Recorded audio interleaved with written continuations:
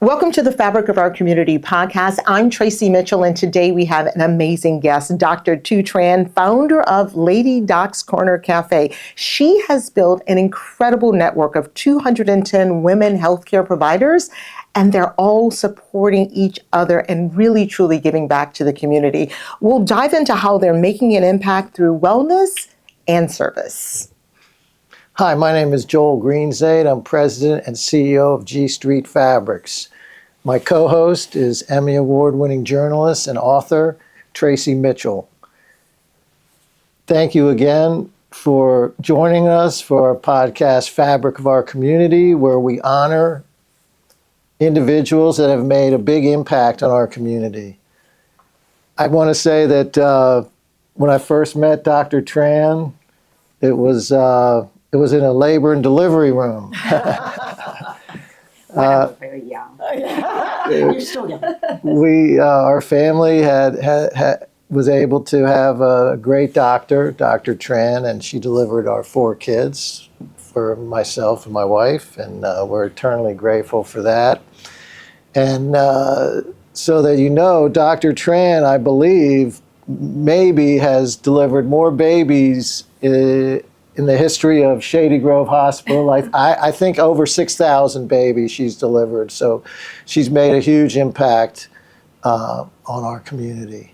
So we just want to start from the beginning, Okay. Start from the beginning. Where were you born and go from there? I was born in Vietnam, and I grew up there for 14 plus years. And then my family were among the last Vietnamese civilian who escaped Saigon several hours before the South Vietnam fell to communism in 1975. So we left at about 2:30 from the roof of the American embassy. By helicopter. Are you in? Was that the? Yes, I was one of the kids who were climbing onto the roof and got into the helicopter, like Miss Saigon. Yeah. And then we were on a South China Sea on a cargo ship for a week, and then we were in the refugee camp on Guam Island for a month. And then from there, we were in a camp in Pennsylvania, in Harrisburg. It's an army camp called Indian Town Gap in Harrisburg for a month. And then we were sponsored by a Lutheran church in Columbus, Ohio. And so all 8 of us was in Columbus, Ohio. And we were one of the first Vietnamese refugee family in Columbus, Ohio in 1975. And you were old enough to remember that.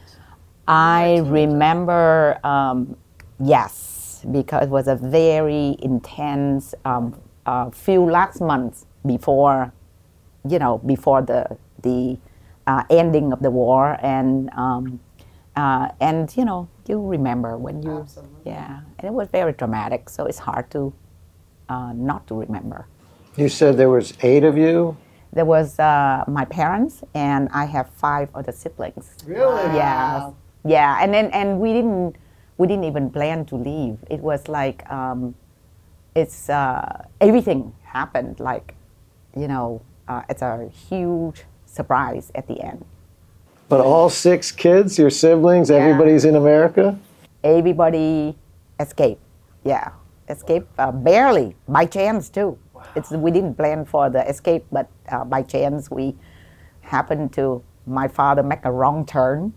We were supposed to go somewhere to hide because my parents were big business people and my father was in the government. So he heard that the communists were coming. So he just got on with the kids. We were gonna drive somewhere where nobody knew us, and then we happened to pass by the American embassy, and my father said, "This is it. This might be our only chance." Wow. Yeah. That's incredible. That, I'm sure, shaped you as a doctor. Like, how did that make you say, I really want to help people? Oh, yes. We were very wealthy, in Vietnam. And then overnight, my parents and we became refugee. And then we were very poor. And we lived through poverty in Ohio. And so for me, to see both sides of the have and the have not, the well and the sick, and it kind of like, it's helped. It's helped me see how I should shape my life to help people who are less fortunate than I am. It's an incredible story. I mean, and certainly the tragedy of the war in Vietnam. I mean, I think it's important that people know your history and your story. I mean, because in the way, tragedy in the way help shape your life. Yes. And I learned from the young age that you can choose your path. When you deal with hardship, you still can choose the path that help you become a happier person. That's beautiful. That's beautiful. So, did you go to high school in Ohio? I went to high school in Columbus, Ohio. Right. I didn't really speak English well at all. So the first year I told all of my American friends, it was really interesting. I was one of the two, Vietnamese kids in my class, and our grade was pass or fail. We didn't have the grade like other students. Oh. And I didn't speak English at all. So on the textbook that I brought home, I remember we have a Vietnamese English dictionary that all of us were sharing at night. And it wasn't on your phone. It definitely was not on my phone. There was no AI back then to help. There was no, Google or anything like that. So literally I had to translate everything I learned, into English. And I remember it was so hard that I actually used a pencil and I wrote all of the word above the English word, and at the end of the year, my sister and I were like, "Oh my God! Now we have to erase all of that before we return the book to the school." And I remember, sitting in history class, and Mr. Richard, my teacher, would shout out the grades of the student in the test, and even as a young teenager, I sat there and I said to myself, why would people shout out the grade of the student? Smith, A, blah, blah, blah, Jones, B, and when it come to me, Tran, pass. And I felt really bad. I was like, did my friend know pass mean that I was above average or below average, just pass?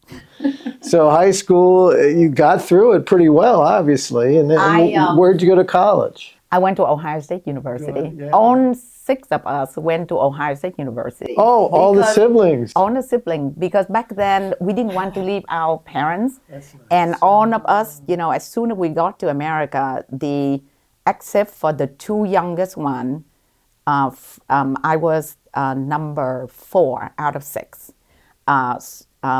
A couple months later, we all worked for Burger King. So the oldest 4 worked for Burger King, and we couldn't leave our parents because we have to be together in order to afford the house and the car and everything. So all of us went to Ohio State University, and then I went on. I had 1 year in the MBA program, and then when I was in the MBA program, I realized, no, this is not what I want to be. Right. I don't want to be in the business world. It's not for me. And I applied to medical school. Where did you go to medical school? Ohio State University. Now they don't call it Ohio State University anymore. Now it's Wexner. Medical school. Yeah. So then after med school, tell us how you got with Dr. Belazon in Gaithersburg, Maryland. Oh, so Ohio. Yeah, so my younger sister studied engineering at Ohio State, and she got a job with this company called E-System in Silver Spring. So she moved to Silver Spring, and then we discovered there's a Vietnamese community here. That there's a lot of Vietnamese settled in the area, and there's Vietnamese restaurant. So one by one, and it's for my parents too. We always thought about our parents being so lonely in Ohio. So when my younger sister moved up here, and we realized there's a community here, one by one would apply here, and then I did my residency in Baltimore, and then I was recruited by a headhunter to join a practice in Chevy Chase, actually. And in my first practice, I did really well, except that we had to go to 3 different hospitals: Holy Cross, Washington Hospital Center, and Shady Grove. And the first Christmas that I was on call, I had 8 different patients laboring in three different hospitals. Oh my! And that's when I realized that I don't want to do this for the rest of my career. And then Dr. Belazan at the time was looking for an associate, and as soon as he said 1 hospital, 1 office, I was like, that's me. Well, I know you're humble, but the two of you built up something pretty incredible at Shady Grove. Really, really busy practice. Yes.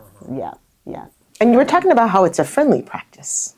Like you guys all like get along, which is not really common. Yes, because our philosophy about patient care was the same. The patient is our priority.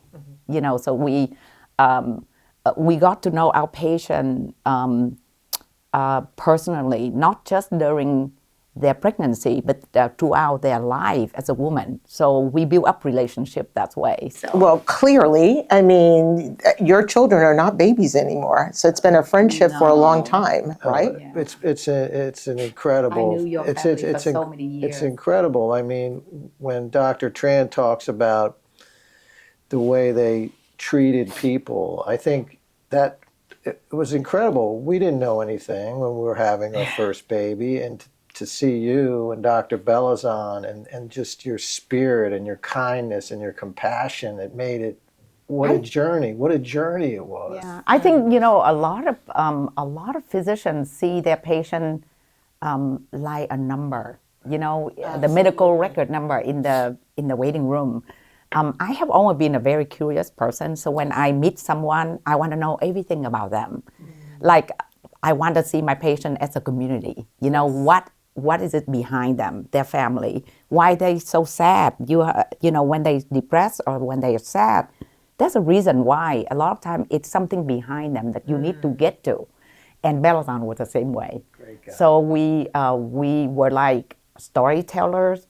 We love to hear people's story, and that's how we get to the core of the disease. And a lot of time, that's how we heal our patient. And then one patient would tell the other patient about us, and the next thing we know, we were very busy. I remember being on call every other night, and I would go home, and my husband said, let's go out to such and such, restaurant. And I say, I need to sleep because I'm going to be on call again the day after.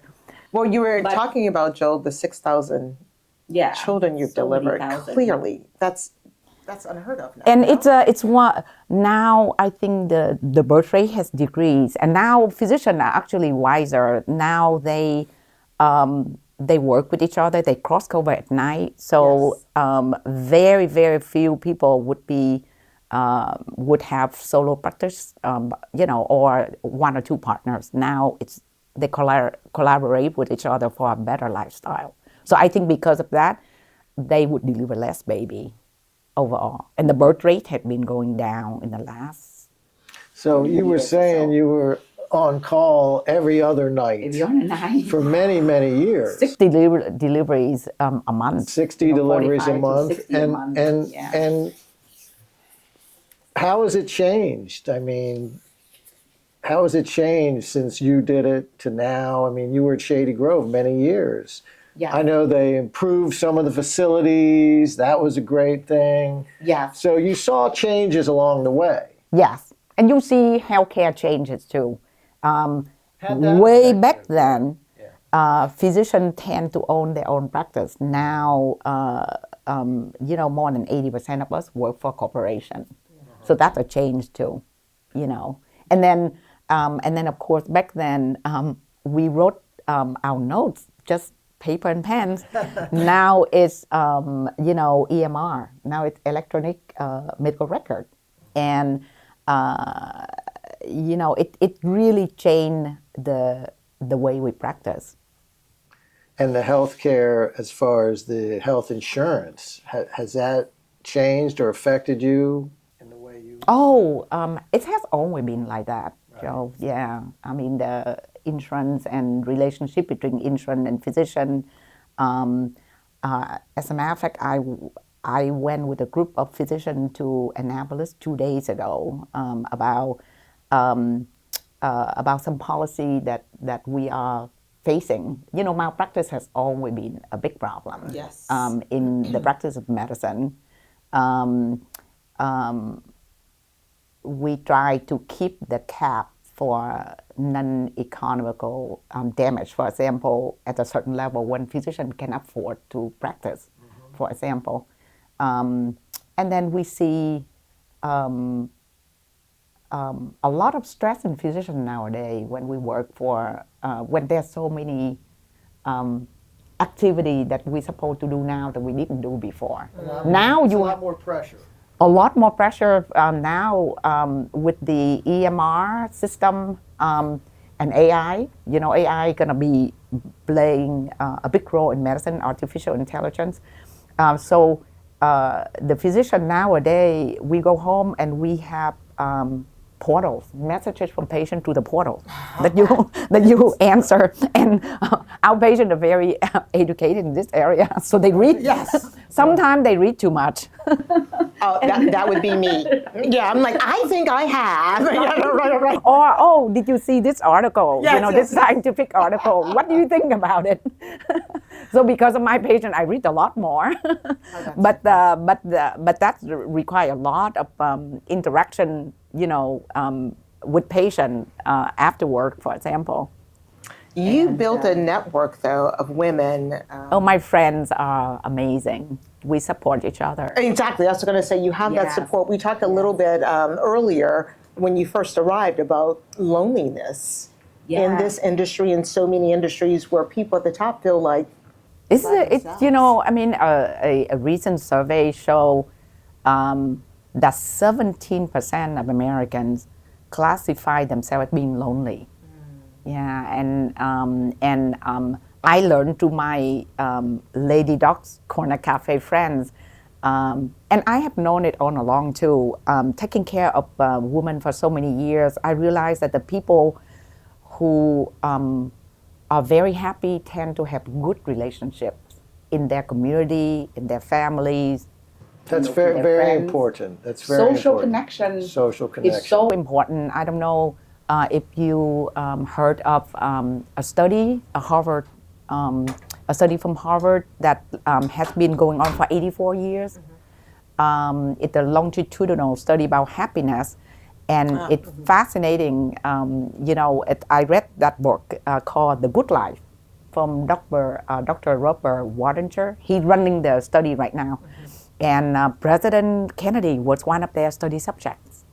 And they learned that social connection is the most important factor that make people happy. So when you were starting the Lady Docs, was that part of the reason, or how did the Lady Docs start, and what? Well, about 12 years ago, I was at the gym lifting weight because I always believe in healthy living. So I was a gym rat at the time. Gym rat, I love that. Doctor, the gym rat. I herniated my neck, and I was planning for my third marathon.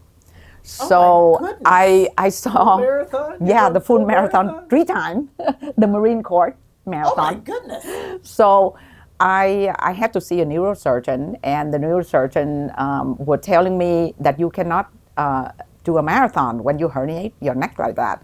So I was so upset in his office. I said, I've been training for it, and I have to do it. So he told me, you have to get a personal trainer to supervise you. Otherwise, you're gonna ruin your career. You won't be an OB-GYN anymore with this situation.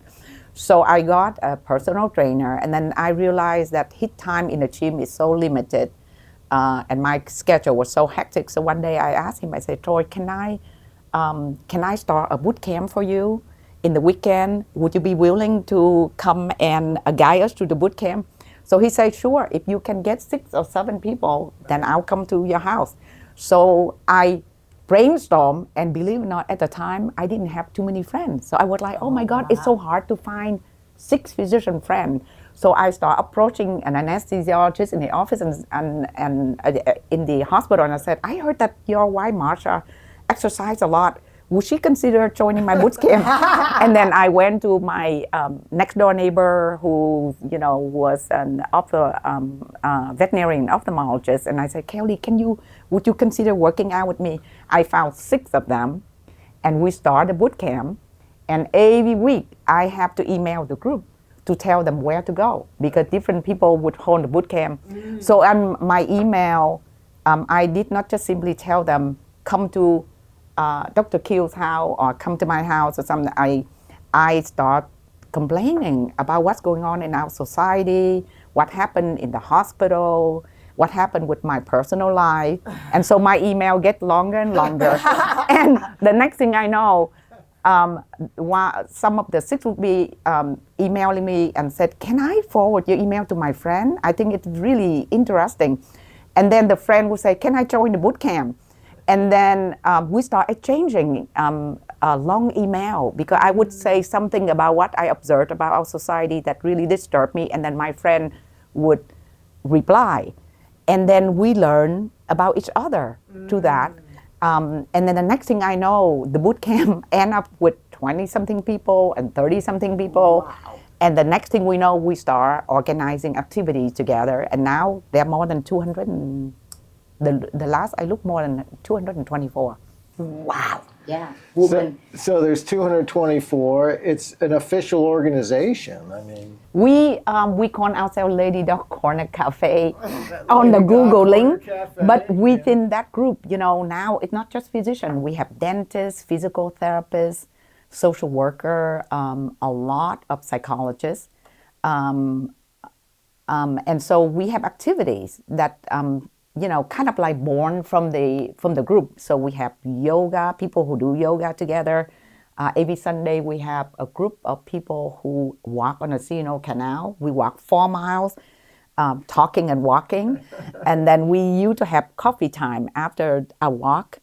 And then we go to medical society more, because I was at the woman physician red dress event last night for Montgomery Medical Society, and when I walked in, I knew almost everybody. Oh, that's nice. And so now I have more than 6 friends. but that. And are you happier? Oh my God, we are so much happier. We even have book club. So every month we organize book club. We would pick a book, and we decided we go from fiction to nonfiction. And we educate each other too. Every few months I would organize an event, and usually there would be 50-something of us gathering at a restaurant or a local club. And we would pick a speaker within the Lady Dogs. One time we have a dermatology gathering, and 4 lady doctor dermatologists came up, and each one of them spoke on a topic in dermatology. And that's how we educate each other. And now we're going to be organizing a gathering for, helping our patient who's, lose job through this time. Oh, nice. Yeah, we're going to have thing for the federal employees who just lost job and how to cope with that.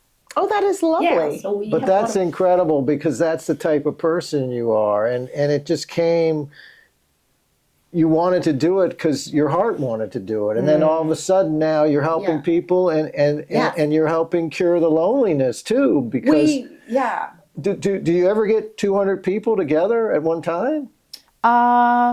Well, We start traveling together abroad on medical missions, and Really? that's when we deal with thousands of patients. Where did you go on a medical mission? I went so far. I went abroad to El Salvador, Costa Rica, and the furthest was Myanmar. Wow. Yeah. With all Fascinating. with these docs from your group? A couple of them came. The trip to Myanmar, there were 2 others who came with me. When we go far like that, then there are less people, of course. But within our group now, there are different docs who took the idea and they organize trip to go to Ecuador, for example, or Honduras. Last year there was a group who went to Honduras. How long does a medical mission last? Depends. When we went to Myanmar, it was a 2.5 weeks trip because to travel there was far away, and to go to Costa Rica it was only 1 week. I mean, that's just life-changing for you, for them. Oh, remarkable! Because when you travel, we love traveling. As a group of friends, we all love to travel. When we travel far away and we meet people of different culture and people of different social economic class, we become more grateful. Absolutely. We came back home and we said, what do we have to complain? Right. It's like you start giving your stuff away. Like, you can have all of this. And not only that, Tracy, but we recognize when we travel abroad and we really immerse ourselves in their culture for a week or two, we realize that, we are living in an ecosystem. Yes. We cannot be isolated. And we realize that people from different culture, eating different food, speaking different languages, they are very much the same as us. Everybody have the same yearning to protect their family, to protect their kids, to have an efficient life. That's beautiful. That is beautiful. You're such a spiritual soul. Oh. That's what I love about you. Wow. And people and helping people. I mean, it's in your heart. It's in your soul. It's amazing. And when you do these medical trips, you see children too, I guess, right? Yes. A lot of children. Yeah. When I come back, I try not to be so cynical about, like I used to pound on our son so much. Do you know what you have? Right. He's like, don't go on another trip. So, Dr. Tran, I know that with this Lady Doc's Corner Cafe, you're trying to move it even further into the community. So what's the plan with that? Well, we all recognize that social connection is so important. Technology, we are living in a world of technology, and we recognize that technology can isolate us, but can also connect us because of the emails, the technology of email that I send to my friend, that I had more and more and more friends.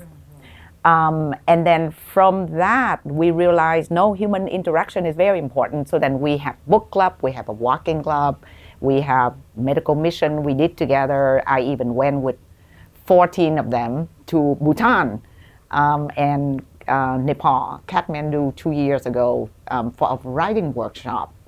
And we live with each other for 2 weeks in Kathmandu and Bhutan. Wait, this was a writing? It was a writing workshop. That's what I was going to ask. I just wrote that down. I'm like, a writing workshop? What did you write? Did you write a book? We was under the guidance of this journalist named Eric Weiner. He's a journalist at National Geographic, and every day he would give us assignment and teach us how to write, like how to keep a journal, because writing is very therapeutic. Yes.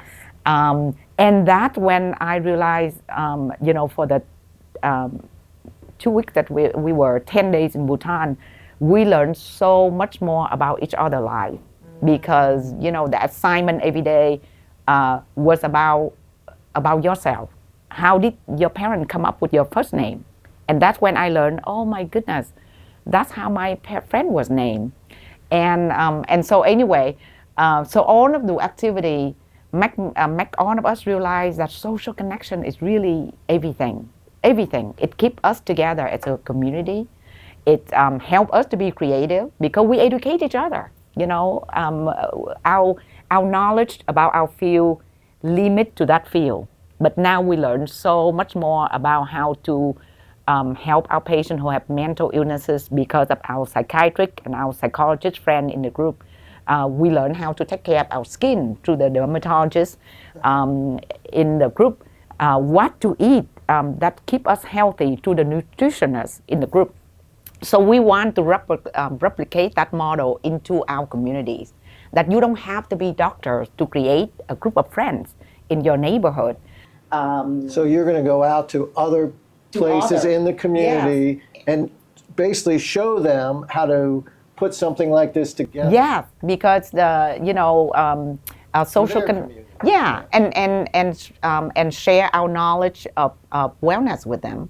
So for example, on April 12, a new chapter of Walking with a Doctor going to be born, and I'm one of the founder of that particular chapter. It's called Doctors Walking with a dog. That's I funny. love that. And how we do it, the patient would get together with us, and we're going to be walking one day a month with them. And before we walk, we give a 5-minute talk about wellness. We would pick a topic. It could be in gynecology, it could be in gastroenterology, it could be on diabetes or hypertension. And then people walk at their own pace. Because we don't expect a 78-year-old to walk at the pace of a 40-year-old for 2 miles. So we pick a location that the patient come to. One chapter that my friend started, they walk in a garden in Silver Spring, Brookside Garden. Brookside Garden. Yes. And then my chapter are going to be on the Sino Canal. Wow. So we give a talk, we walk, and it's amazing because though the people who show up will make friends within themselves. Yeah. And then if they happen to live close to each other, they might create a walking group like us. We have a walking group on the Sino Canal every Sunday. It's amazing. Yeah. It's amazing. So you're trying to build community, and I want to see that in our communities. Okay. Because we learned that when we are together and we hear each other's story, we then realize why is that person believing what he's believing in. And so we open the dialogue. So within our Lady Dog Corner Cafe,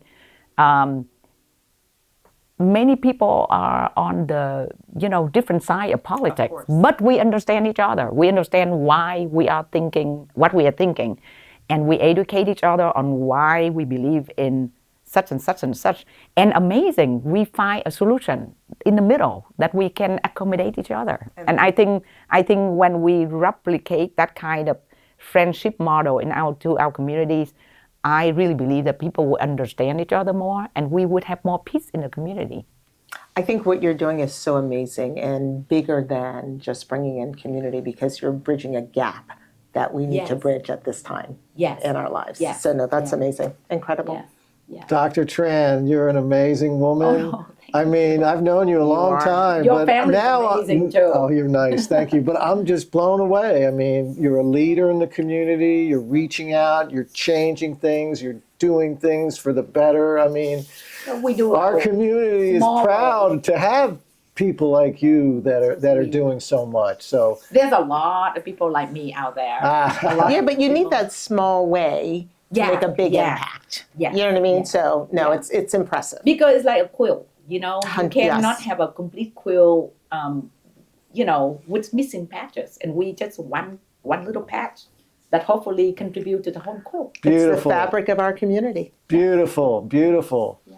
Thank you, Dr. Tran, so much for coming today. Thank you for inviting me. To fabric of our community. Thanks for coming by G Street, and Oh, I'm just so impressed. it's Thank like a you. memory lane. Right? I used to take my mom to your store all the time. That's wonderful. Yeah. Thank you. Thank you, Joel. Thank you. Thank you, Tracy. So Thank nice to you. meet you. Nice meeting you too.